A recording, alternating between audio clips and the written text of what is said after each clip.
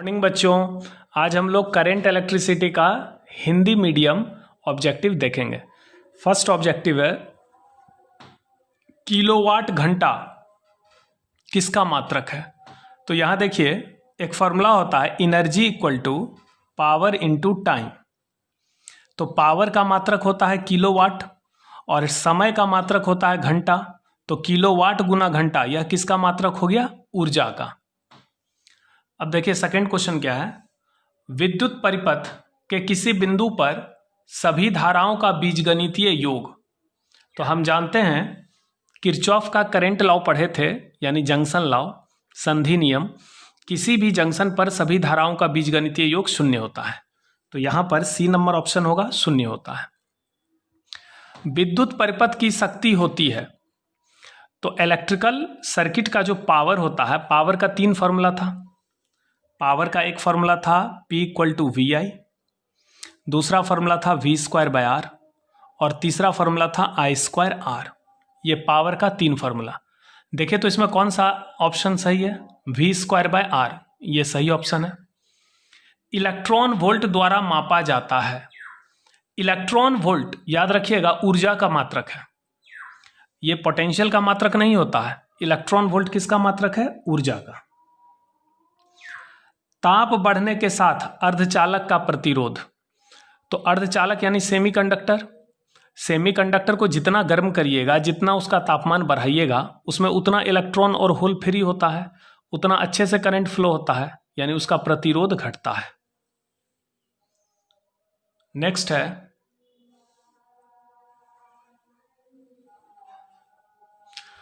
5 ओम प्रतिरोध के एक तार में, एक तार है, इसका प्रतिरोध है 5 ओम।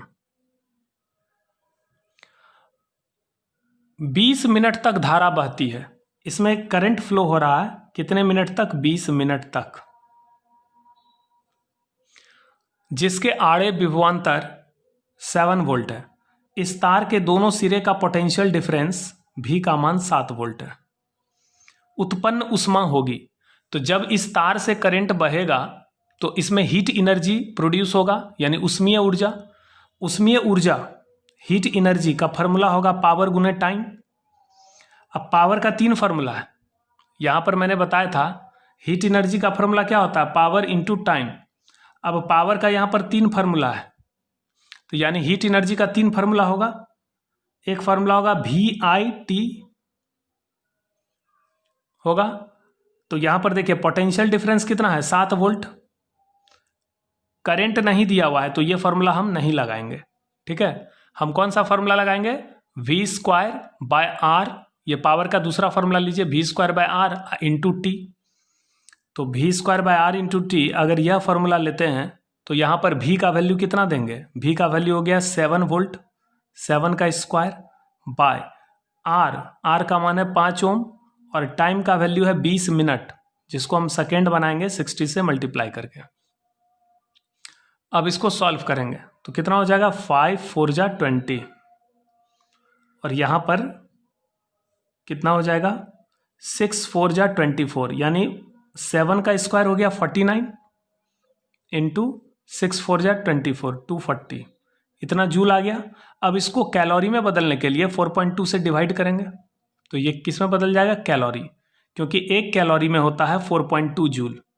कैलोरी भी ऊर्जा का मात्रक होता है, तो जूल को अगर कैलोरी में बदलना हो तो 4.2 से डिवाइड करना होगा। तो ये पॉइंट उड़ेगा तो ऊपर क्या आ जाएगा? एक 0। अब देखिए ये कटेगा आपका 8, 3 से कटाइए, 3 1 जा 3, 3 4 जा 12, 3 8 जा 24, 2 4 जा 8, 2 7 जा 14, 7 7 जा 49। तो 7 इंटू 4 कितना आ गया? 28 कैलोरी। तो इसका आंसर हो जाएगा 28 कैलोरी। आंसर दिया गया है 2800, 2 जीरो कहें, अच्छा 7 4 जा 28, ये डबल जीरो यहाँ पे है ना, तो इसका आंसर हो जाएगा 2800 कैलोरी, 2800 कैलोरी, ठीक है।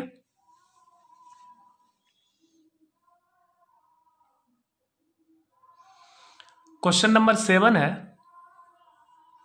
10 एम्पियर की धारा एक तार में 10 सेकंड तक बहती है। यदि तार के आड़े विभवांतर 15 वोल्ट हो तो किया गया कार्य होगा। तो कार्य और ऊर्जा एक ही चीज होता है, कार्य और ऊर्जा एक ही चीज होता है। तो कार्य का भी फॉर्मूला क्या हो जाएगा, 3 फॉर्मूला होगा, पावर इंटू टाइम, यानी वी आई, पावर का फॉर्मूला होता है ना वी आई, तो एक हो गया वी आई टी, पावर का एक फॉर्मूला होता है V square by R into T, और एक हो गया आई स्क्वायर आर टी। अब देखिए यहाँ पर क्या सब चीज दिया गया, 10 एम्पियर का करंट है, इसका मतलब आई का वैल्यू दिया गया है, टाइम दिया गया है 10 सेकेंड, और पोटेंशियल डिफरेंस 15 वोल्ट, यानी वी आई टी। इस फॉर्मूला से निकल जाएगा वर्क डन। वी के जगह डालिए 15 वोल्ट, करंट के जगह 10 एम्पियर, टाइम के जगह 10 सेकेंड, तो यह 1500 जूल हो जाएगा। वर्क डन कितना हो जाएगा, 1500 जूल।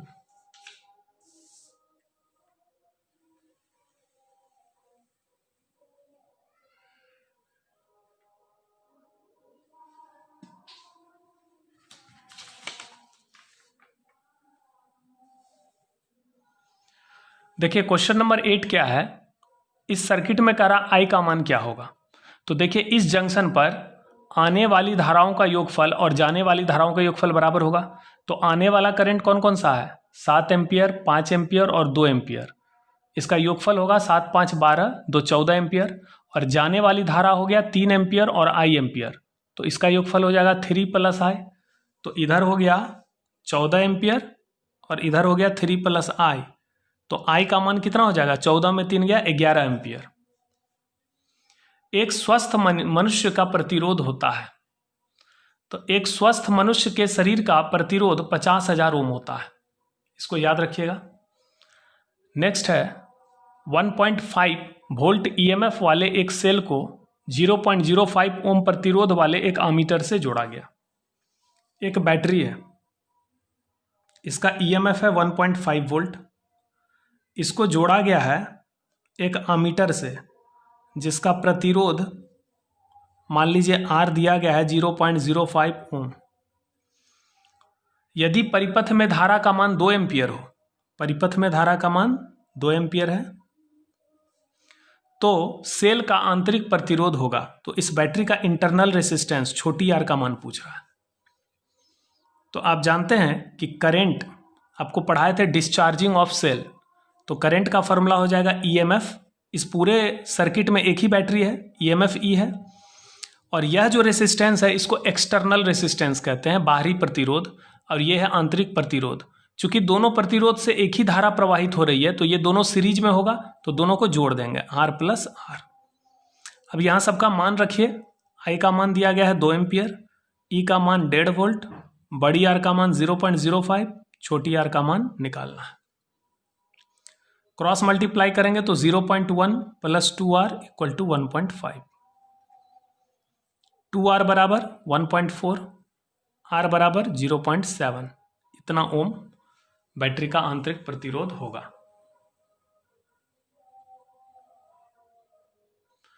दो बल्ब क्रमशः 200 वोल्ट तथा 300 वोल्ट पर समान शक्ति का उपयोग करते हैं। दो बल्ब है हमारे पास, ये दो बल्ब, ये कितने वोल्ट पर है, 200 वोल्ट, और ये 300 वोल्ट, और दोनों सेम पावर कंज्यूम कर रहा है। मान लो यह भी पी पावर कंज्यूम कर रहा है, यह भी पी पावर। मान लेते हैं पहले बल्ब का प्रतिरोध R1 है और दूसरे बल्ब का प्रतिरोध R2 है, क्योंकि हर एक बल्ब के अंदर नाइक्रोम का फिलामेंट होता है जिसका कुछ ना कुछ रेसिस्टेंस होता है। अब पावर का फॉर्मूला पढ़ें, P equal to V square by R. यहां से R बराबर क्या निकलेगा, V square by P. R बराबर क्या हो जाएगा, वी स्क्वायर बाई पी। अब देखिए दोनों बल्ब का पावर सेम है लेकिन वोल्टेज अलग अलग है और रेसिस्टेंस अलग अलग है। तो पावर तो सेम है इसलिए इसको हम कांस्टेंट मानेंगे। इसका मतलब जो R है वो सीधा सीधा प्रोपोर्शनल हो गया V के स्क्वायर के, तो R समानुपाती हो गया V स्क्वायर। तो यहां से R1 बटे R2 का मान निकल जाएगा। R1 और R2 का जो अनुपात आएगा वो V1 और V2 का होल स्क्वायर होगा, चूंकि R प्रोपोर्शनल है V स्क्वायर के। अब V1 है 200 वोल्ट और V2 है 300 वोल्ट, तो जब इसका स्क्वायर करेंगे तो ये कैंसिल होके कितना हो जाएगा, 4/9। ठीक, अब देखिए आगे है, इन दोनों बल्बों को 500 वोल्ट के दिष्ट धारा यानी डीसी करंट विद्युत स्रोत के साथ श्रेणी क्रम में जोड़ा जाता है। अब इस दोनों बल्ब को सीरीज में जोड़ा गया, किसके साथ? तो एक 500 वोल्ट के बैटरी के साथ, डीसी बैटरी है, ठीक है। तो दोनों बल्ब के छोरों पर विभवांतर का अनुपात पूछ रहा है। तो यहां देखिए, चूंकि ये सीरीज में है तो एक ही करंट फ्लो होगा, रेसिस्टेंस दोनों का अलग अलग है, पहले बल्ब का प्रतिरोध है R1, दूसरे का प्रतिरोध है R2, करंट सेम फ्लो होगा और वोल्टेज अलग अलग खाएगा, ये V1 वोल्ट खाएगा, ये V2 वोल्ट खाएगा। V1 का फॉर्मूला क्या होता है? IR, तो V1 बराबर होगा I इंटू R1 और V2 का मान होगा I इंटू R2। तो दोनों बल्ब के सिरे पर जो विभवांतर होगा इसका अनुपात पूछ रहा है। तो करंट तो कट गया, तो प्रतिरोध का अनुपात तो निकाले थे 4:9, तो 4/9 हो जाएगा। तो यहां पर ऑप्शन बी सही होगा, विभवांतर का अनुपात 4:9 होगा।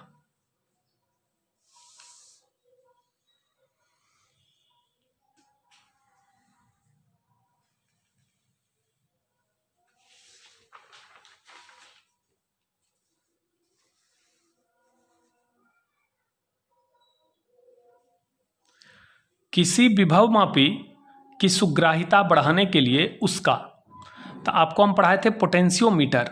पोटेंशियोमीटर में 5 से 10 मीटर लंबा एक तार होता है, उस तार का लंबाई जितना बढ़ाइएगा उस पोटेंशियोमीटर का सुग्राहिता उतना बढ़ेगा, यानी सेंसिटिविटी बढ़ाने के लिए लंबाई बढ़ाना चाहिए।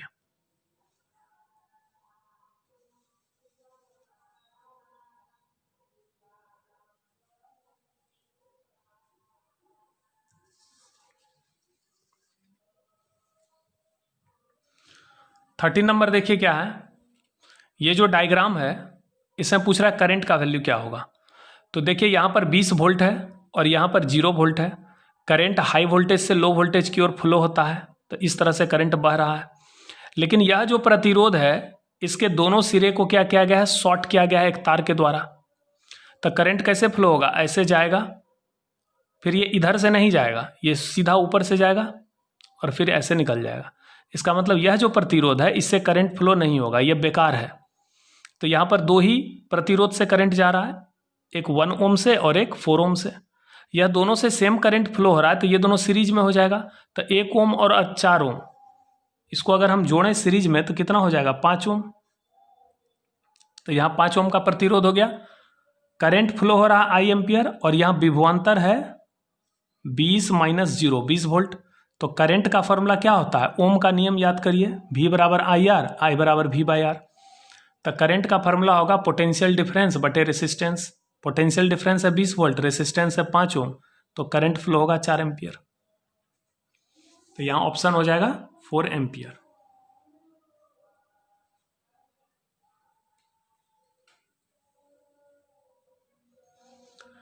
नेक्स्ट है धारा I का मान होगा। तो यहाँ पर भी देखिए ये हाई वोल्टेज है और इससे कम है ये लो वोल्टेज है। करंट हमेशा हाई वोल्टेज से लो वोल्टेज फ्लो होता है। करंट का फॉर्मूला होता है potential difference bye resistance. Potential difference -1 में -4 घटाएंगे तो 3 वोल्ट आएगा। तो 3 वोल्ट को जब 300 ओम से भाग देंगे तो 1/100 यानी 10⁻² एम्पियर होगा।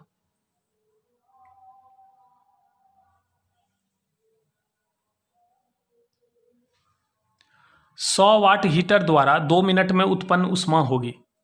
तो ऊष्मा एक ऊर्जा है, ऊष्मा क्या है? एक ऊर्जा है।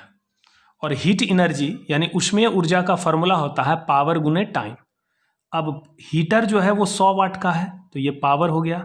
टाइम दिया गया है 2 मिनट, इसको सेकेंड बना दो, तो ये 12,000 यानी 12 × 10⁻3 और वाट सेकेंड को जूल कहते हैं। 12,000 जूल ऊष्मा उत्पन्न होगा।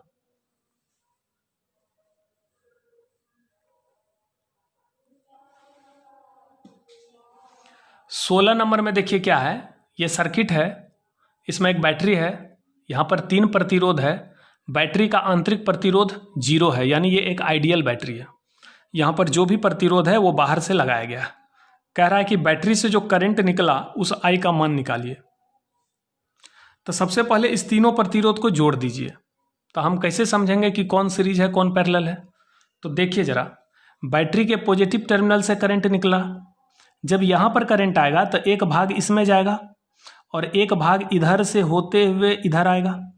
इसका मतलब इस दोनों से समान धारा प्रवाहित होगा, सेम करंट फ्लो होगा। तो यह दोनों क्या हो गया, सीरीज। लेकिन यह इसके साथ किस में है, पैरेलल।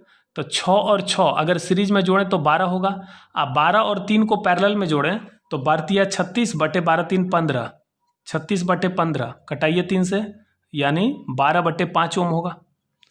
तो इस सर्किट को हम अगर फिर से ड्रॉ करें तो इस सर्किट में एक ही बैटरी है। तो यहाँ पर हम एक बैटरी लिख दिए जिसका ईएमएफ है 4.8 वोल्ट। और इस तीनों प्रतिरोध को जोड़कर कितना प्रतिरोध आया, समतुल्य प्रतिरोध आया 12 बटे 5 ओम। तो कह रहा है इसमें करंट कितना फ्लो होगा। तो बैटरी से जो करंट निकलेगा आई का फॉर्मूला क्या होता है, V/R या E/R।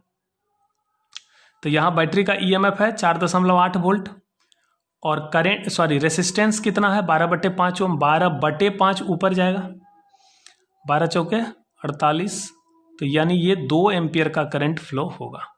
आंसर क्या होगा, 2 एम्पियर।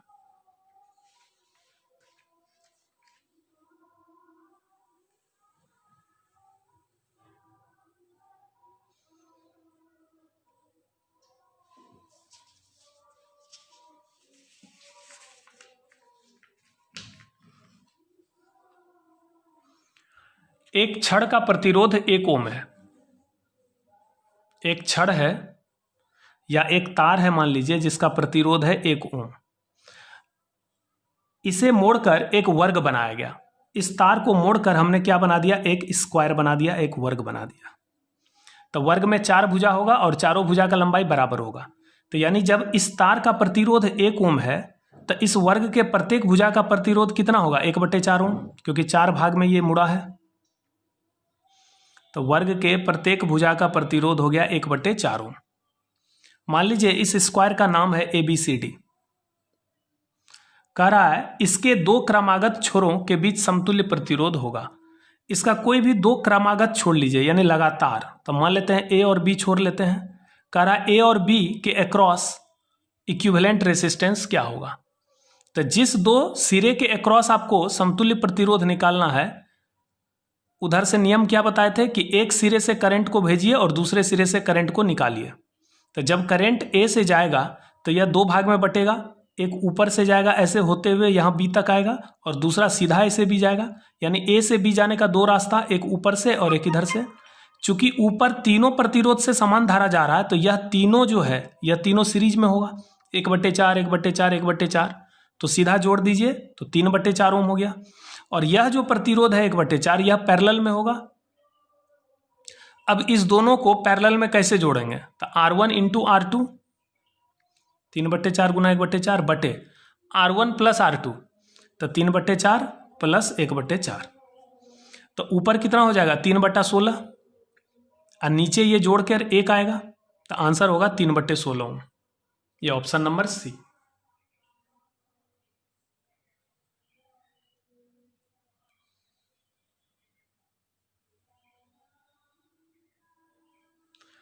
नेक्स्ट क्वेश्चन है R के किस मान के लिए धारा I का मान मैक्सिमम होगा। तो इस सर्किट में देखिए I बराबर क्या फॉर्मूला होगा, E/R प्लस R। तो यहां देखिए इस बड़ी R का मान जितना कम लीजिएगा I का मान उतना अधिक आएगा। तो इस 4 ऑप्शन में सबसे कम मान कौन सा है, R/4। बाकी 3 मान से यह मान सबसे कम है, तो R का मान जितना कम लोगे I उतना अधिक होगा।